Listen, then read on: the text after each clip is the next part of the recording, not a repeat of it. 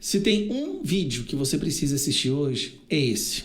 Eu vou até sair de tela para não distrair a sua atenção. Essa é a participação do Mike Pence, um ex-funcionário do alto escalão do Departamento do Estado dos Estados Unidos durante o governo Trump. Ele era responsável pela parceria cibernética internacional de comunicação e ele participou do podcast do Joe Rogan recentemente. Joe Rogan, o podcast de maior audiência no mundo. E ele falou sobre a influência e a interferência da CIA nas eleições brasileiras. Isso aqui é um escândalo gigantesco. Vou deixar você assistir, vou sair da tela e preste atenção nisso aqui.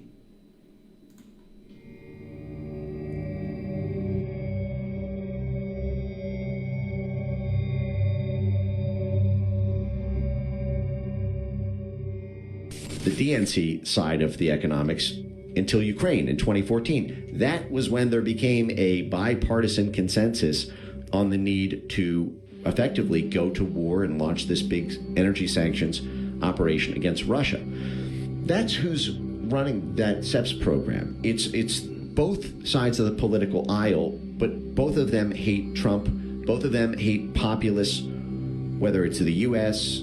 with Trump, Bolsonaro in Brazil, and again, the whole suite of EU countries that we just talked about. And they descended on Brazil just 2 weeks after Bolsonaro was elected in 2018. The Atlantic Council and NED held all these meetings about how Bolsonaro only won because of basically social media and end-to-end encrypted chats like WhatsApp and Telegram, and that we need to basically stop Bolsonaro's presidency in its tracks and stop him from getting reelected by creating a censorship infrastructure in Brazil that is powerful and institutionally as wide and deep as our other diplomatic work. So NDI, which I should note, Hunter Biden was on the chairman's advisory board of NDI, the DNC CIA wing. So if anyone is a little curious as to why the CIA intervened on the Justice Department investigation, folks remember the IRS wanted to question Kevin Morris, Hunter Biden's lawyer, who paid his taxes for 5 years, and then the CIA intervened and told them, do not look into who is funding Hunter Biden.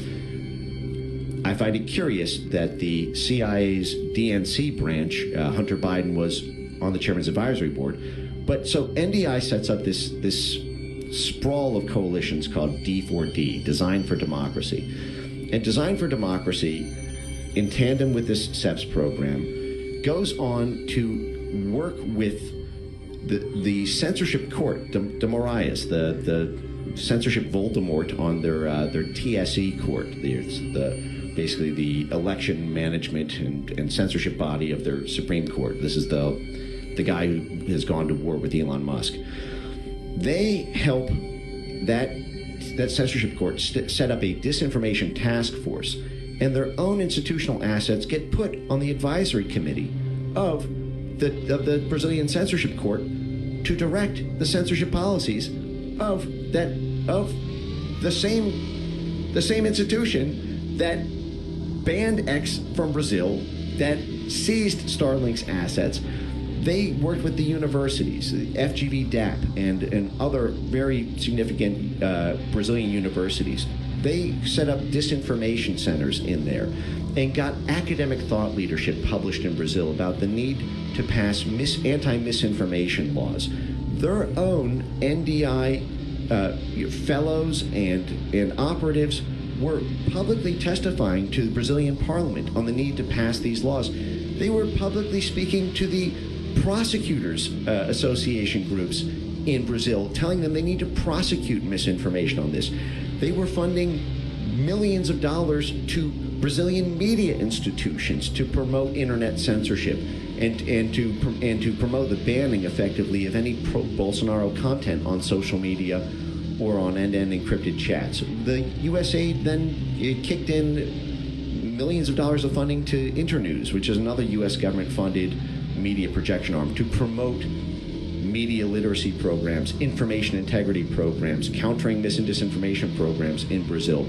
So at every level, Brazilian media companies, they partner with Globo, for example, the largest media outlet in Brazil. The media institutions, the universities and thought leaders, the politicians, the judges. It was full spectrum. It was the same thing that we do when we try to regime change a country.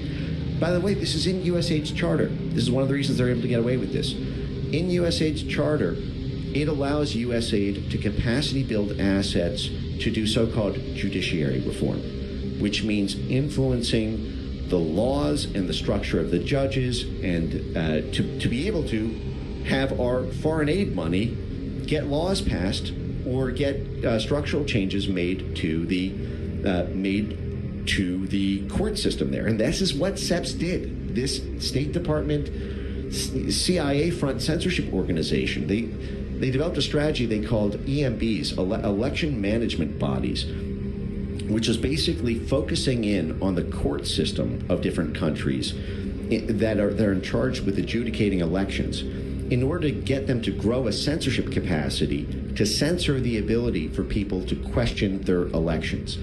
And they had all these stakeholder meetings. Some of them are really funny. Some of them, they said, well, some of our EMB partners didn't want to actually, didn't think they could pull this off. They couldn't convince the other political stakeholders in their country to grow this censorship capacity. And they advised them about how they could cleverly use rhetoric to disguise the programs. Don't call it a counter-disinformation program if you think that'll ruffle too many feathers. Instead, simply call it strategic communications.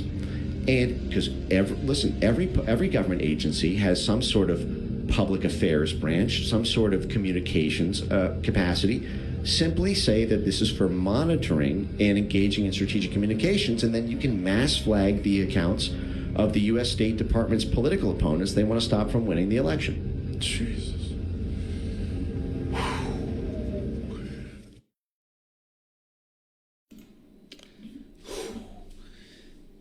O ex-funcionário do Departamento do Estado dos Estados Unidos, Mike Benz, cita claramente Alexandre de Moraes e a parceria com a CIA na intenção de interferir diretamente com a liberdade de expressão no Brasil para facilitar a vitória de um candidato e dificultar a de outro. Facilitar a vitória da esquerda e dificultar a vitória da direita. Esse não é um cara qualquer que está falando, que fique bem claro. É um ex-oficial do Departamento do Estado nos Estados Unidos, que desenhou claramente como que funcionou o sistema, como que o dinheiro americano influenciou as eleições no Brasil. Será que foi para salvar a nossa democracia?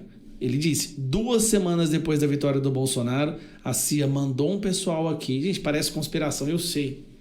Mas todas as conspirações que nós falávamos há 5, 6 anos atrás, todas se tornaram verdade. Agora não é nossa essa conspiração não, tá? É um ex-funcionário do Departamento de Estado nos Estados Unidos, que citou explicitamente Alexandre de Moraes, Suprema Corte Brasileira, Globo, como um conluio para impedir a vitória do Bolsonaro e criminalizar quem questione as eleições. Nós chegamos no fundo do poço.